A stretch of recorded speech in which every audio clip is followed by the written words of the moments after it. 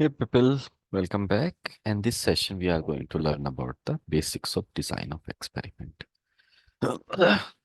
So what do we do with the help of design of experiment? It's a systematic approach of conducting the experiment, which means trying the different permutation and combination of your input variables to optimize the output variable of a process or the product.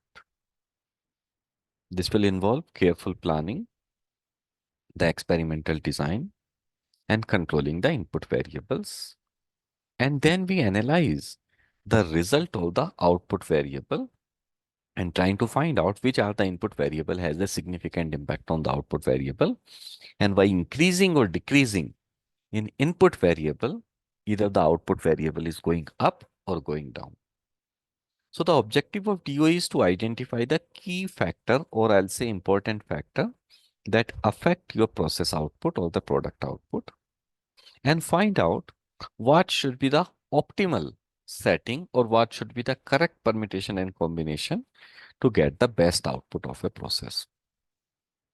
Once we conduct the design of experiment and we record the result, those recorded result will be analyzed with the help of a statistical technique like as regression analysis, Pareto chart, or ANOVA method, and that will allow us to find out what should be the best permutation combination of the optimal setting of your input variable and the process condition that will deliver the best output.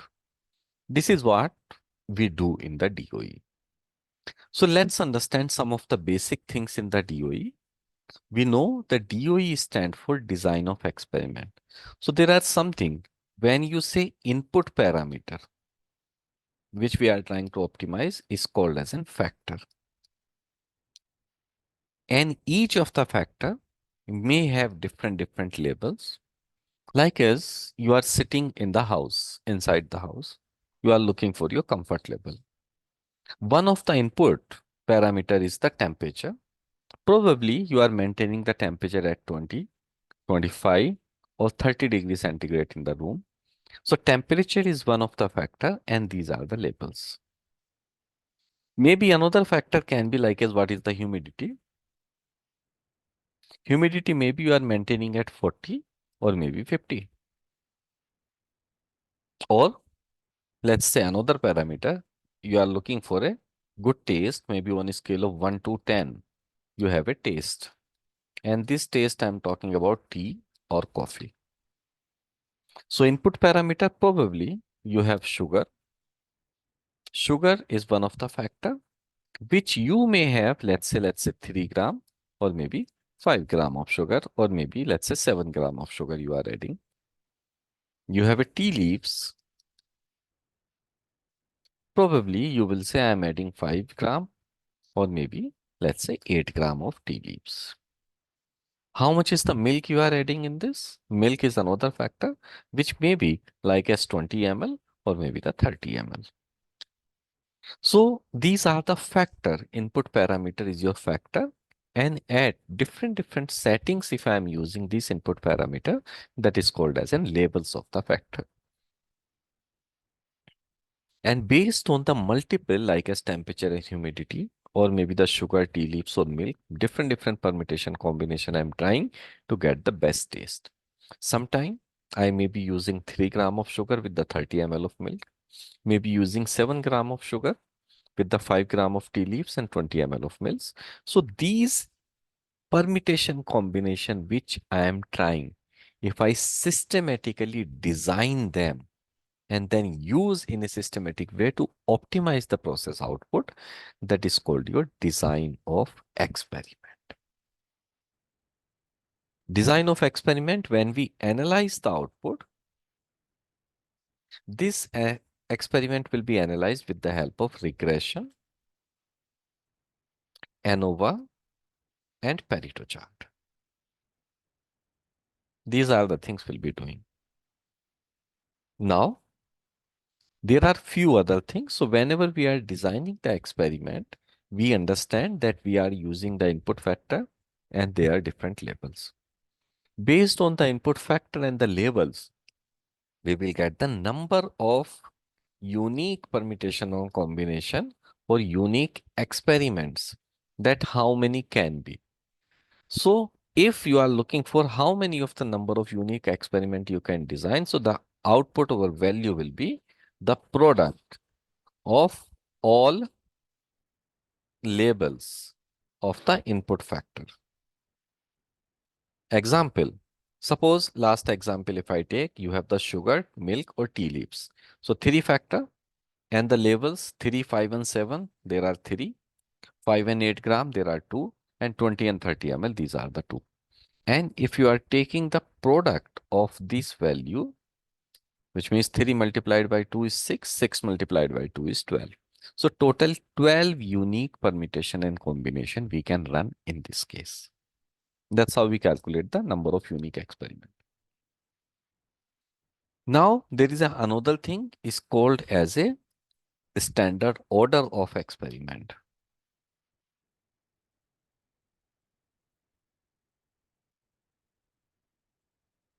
Order of experiment, we have a standard order and we have the random order. Standard order means we are using the experiment in the chronological order,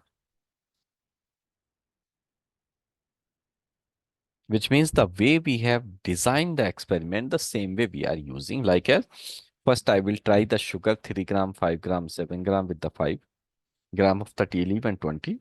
Then the same thing 3, 5 and 7 I will try with the 8 gram of tea leaves and 20 ml of milk. Then I'll try this with the 5 gram of tea leaves and 30 ml of milk. Then the same three thing I will try with the 8 gram of tea leaves and the 20 ml of milk, which means in a order, in a chronological order, alphabetical order I am using. But there is a drawback for this way, because many a time what will happen, maybe on the higher setting or the lower setting, you will get the best output. But when you are going in a chronological order, it will take time to reach to the highest level of the setting. Probably that may be the best. So what do we do? Instead of that, we use the random order, which means first I will use the low setting, then I will be using the high setting, or then I will be using something in middle. So by running low or less number of experiment, probably I may find the optimum setting. That's the benefit of the randomization.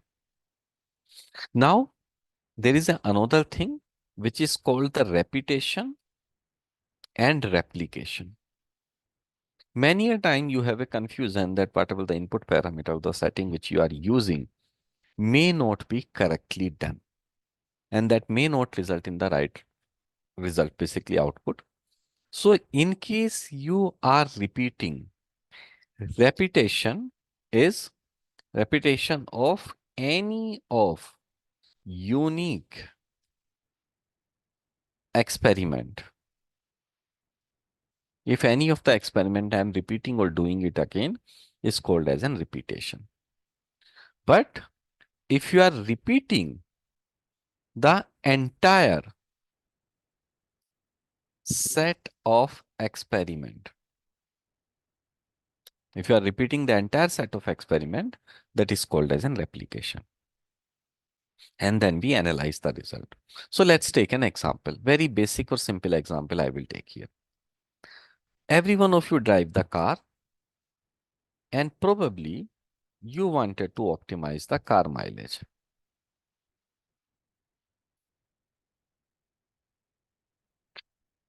The factor on which car mileage may depend is your engine cc or capacity. Maybe it will depend on the speed. Maybe it will depend on the road. Maybe it will depend on the driving skill. Or maybe it will depend on the service. Like this, multiple factor will be. Engine cc probably, if I say the level 1 or level 2 or level 3, what can be? Maybe I'm using a car which is for 1000 cc, maybe 1200 cc, or maybe let's say 1500 cc. Speed I'm driving at 50, maybe 60, or maybe 70. Road I'm driving in city or maybe I'm driving on the highway. This is my text. Driving skills, I'm a new or I'm an experience. Service is done or not done. So you may have the text parameter or you may have the numerical parameter as well. Depends. Now in this case, if I go that how many total unique permutation and combination based on these 5 factors I can run. So if I look the count of labels here, these are 3, these are 3, these are 2, these are 2, and these are 2. And if I take the product of all, it will be approximately 72 experiment unique permutation combination I can run in this case. And we know 72 experiment will take a lot of time for you to run. So we will reduce the labels or reduce the factors, which is called as a partial factorial experiment or reduced factorial experiment. I already know that if I'm driving with the higher CC engine, then definitely there will be the what? Higher consumption of fuel, my mileage will low. I already know that, probably based on the past experience. So let's drop this. This is the way we can shortlist the parameter if you want to reduce. We know that if, let's say, I'm not sure about, let's say, about if I driving in the city, on driving on the highway without stopping, I'm driving, but city, I have to stop everywhere. So I know this will definitely contribute to the higher fuel consumption. So I will drop that. But I'm not sure about the speed. I'm not sure about my driving skill or servicing that really impact or not. So these 3 parameters, if I take further, speed, road, and the driving skill after the short listing. So this will become my partial or reduced factorial experiment. Now, based on that, I have the 3 speed, 2 new and experienced driving skill, and 2 services done or not done. 3 into 2, 6, 6 into 2, 12. So now I will be doing the 12 unique experiment here. I will tell you first how do we design them in a standard order in a simple Excel, and then we'll move to the mini tab. So first we'll list down which are the factors I have. Suppose here I am listing down here speed, driving skill or service, and the unique experiment I have 12. So here I am writing the experiment number, and this value will range from 1 to 12 because total number of experiment I calculated by product of all level is the 12. So these will go here. Now, what I will do, total number of experiment I am going to have 12 and speed I have 3 label. So if I am dividing these 12 with 3, that means each one will be repeated 4 times. 4 times 50, 4 times 60, 4 times 70. This is the number is coming 12 divided by 3. So speed is 50. I am using 4 times. 1, 2, 3, 4. Then speed 60, another 4 times. And speed 70 is another 4 times. Now, driving skills, I have 2, new or experience. And this left here, reminder was 4. So this reminder, if I divide by 2, which means each of the new or experience will be repeated 2 times. So new 2 times and experience 2 times. And this thing will be keep repeating. New and experience. So this is against the 50 speed, against 60 speed, and against 70 speed. Now I left with the 2 remainder.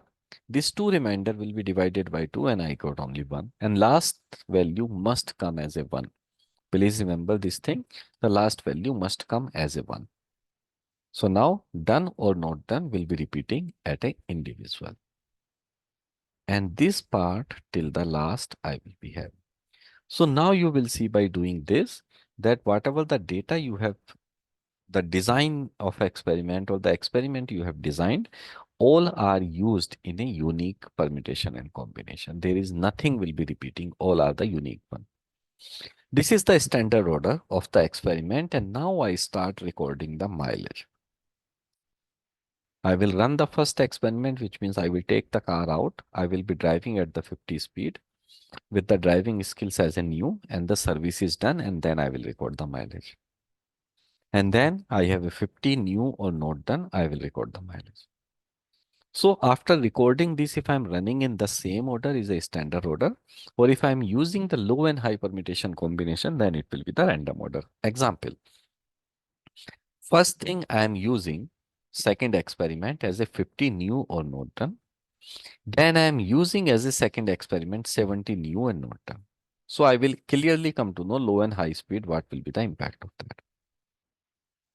Now I am using something which is the 50 speed with the, or let's say 60 speed as a third experiment, which is 60 new and done. And now I am using fourth experiment as an 60 experience and not done. So this is what my random order I am using. Instead of standard order, what is designed here, I am using the random order, and then I'm recording the result or the mileage. So let's say mileage, suppose my mileage will range around, let's say 14 kilometer to 20 kilometer or 22 kilometer is what the mileage I will get. Suppose. So if the speed is 50, driving skill is new and service is done, maybe I am recording a mileage of, let's say 17 point, maybe 32. 50 new or not done, maybe I'm just taking a little lower, maybe 16 point, maybe let's say 47. 50 experience is done, I will go a little higher side. Maybe I will say it is 18.12. 50 experience is not done. Maybe I will go a little higher on the 7.32, but less than 18.12, or maybe I will say, let's say 17.96. Now 16 new or done. Maybe I will be saying this value is around approximately 18.11. 60 new or not done, maybe it is 18 point, let's say 05. 60 experience is done, maybe around 21.21. Experience 60 or not done, maybe around 20.64. Or 70 new and done, maybe around, let's say, 20.02. 70 new and not done, maybe around 18 point, let's say 97. 70 experience is done, then I will be saying it's around 21.87 or maybe 21.82. 70 experience is not done is around 21 point, maybe let's say 4 maybe. This is the way I will be recording the result. I have done. Now I am going to explain you how to analyze this data. Or first, let's see how do we design the experiment in the Minitab in the similar way. So I will open the Minitab here. And then I will start recording this data in the Minitab.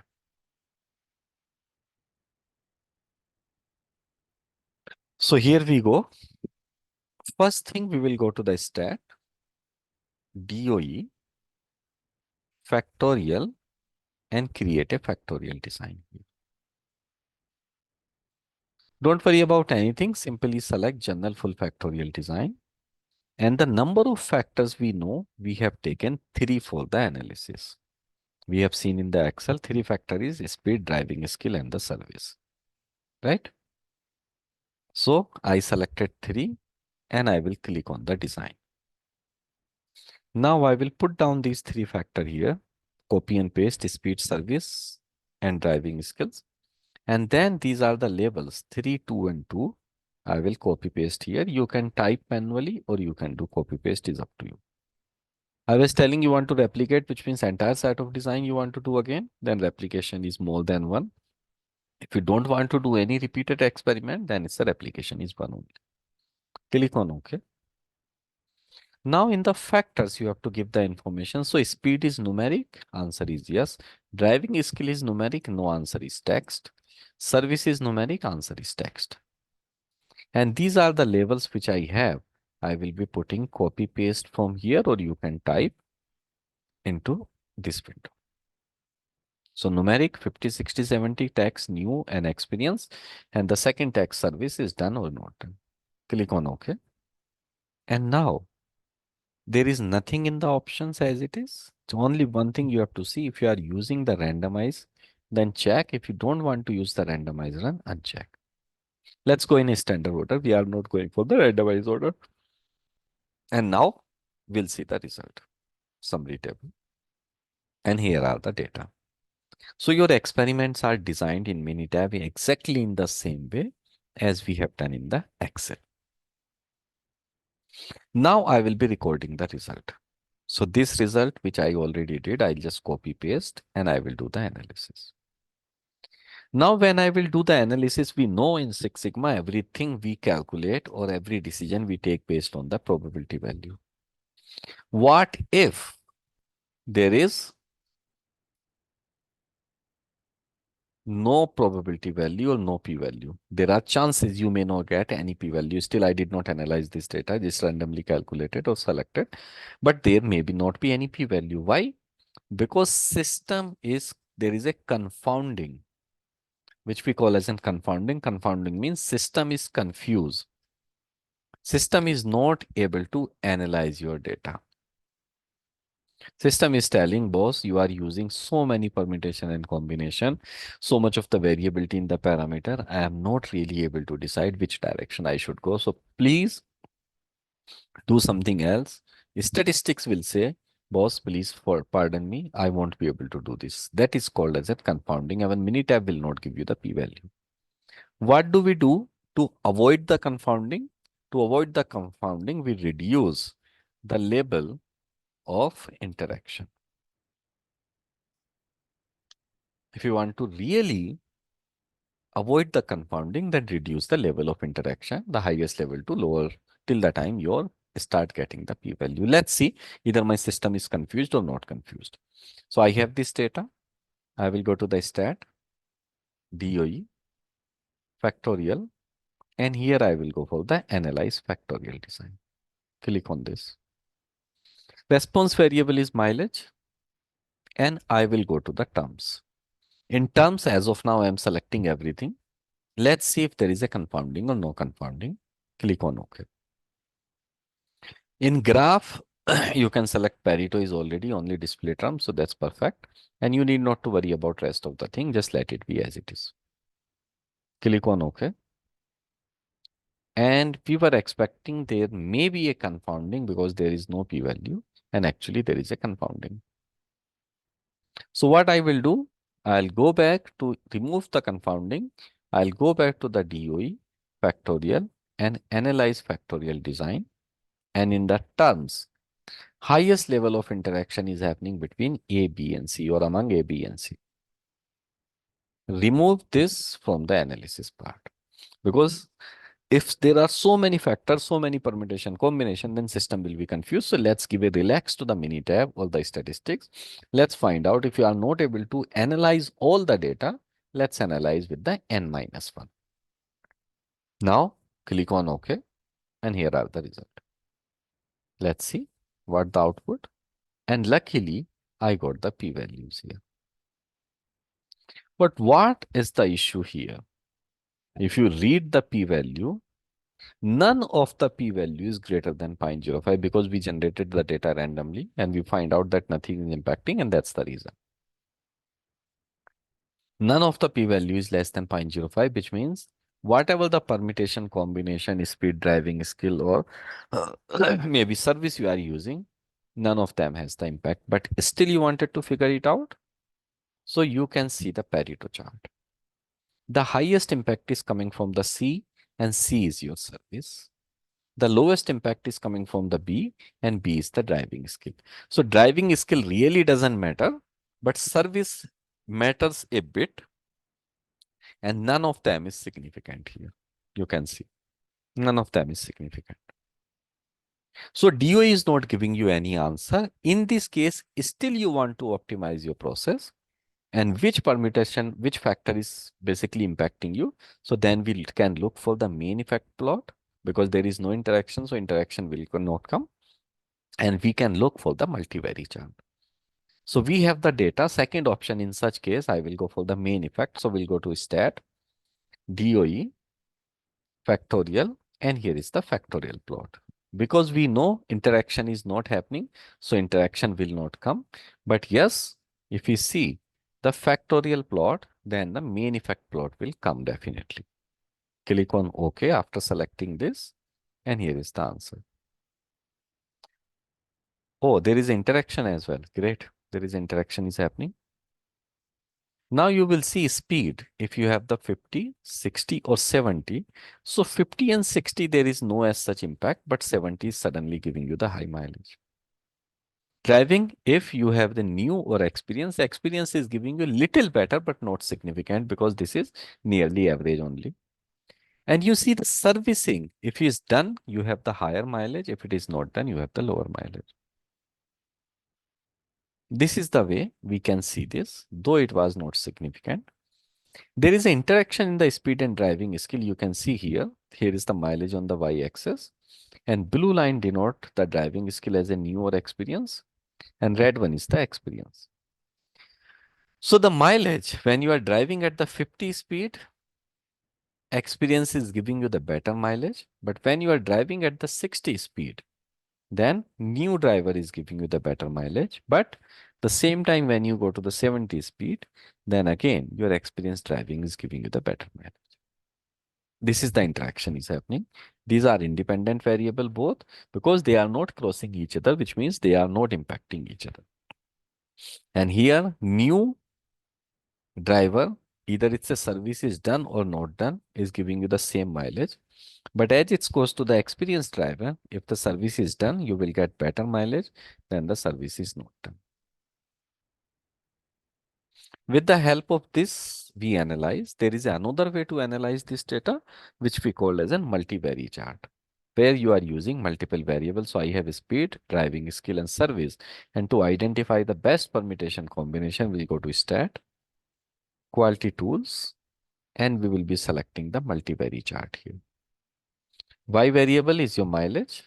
Input variable, you have speed, driving skills, and the service. That's all. Click on OK. And now you can see where you are getting the highest mileage at, I think, this level. What is this? Service is done, driver is experienced, and this symbol represents the 70 speed. So service is done, driver is experienced, and you are running at the 70 speed is what you highest you are getting. In case you are getting the lowest one, where at this point? This point is when your speed is 60. Still you are using an experienced driver and service is not done. Where average value, this green line for the service is done, your average is approximately how much? 19.43. And if the service is not done, average is around 17.26. For the experienced driver, service is not done, average is 16.69. And for a new driver, service is not done, not done is 17.83. For the experienced driver with the done service is approximately 20.38. And for the new driver for the done service is around 18.48. This is the way we can analyze the design of experiment with the multivariate chart in case we do not have any of the variables significant or p-value, none of the p-value is less than 0.05, but still you want to implement it, then we can go in this way. That's about the basic fundamentals of DOE as a full factorial pupil. And basically what I explained you in the DOE, in more than 90% cases in each type of DOE, the same way we will be running. All right. Thank you so much, people, and I will see you in the next session.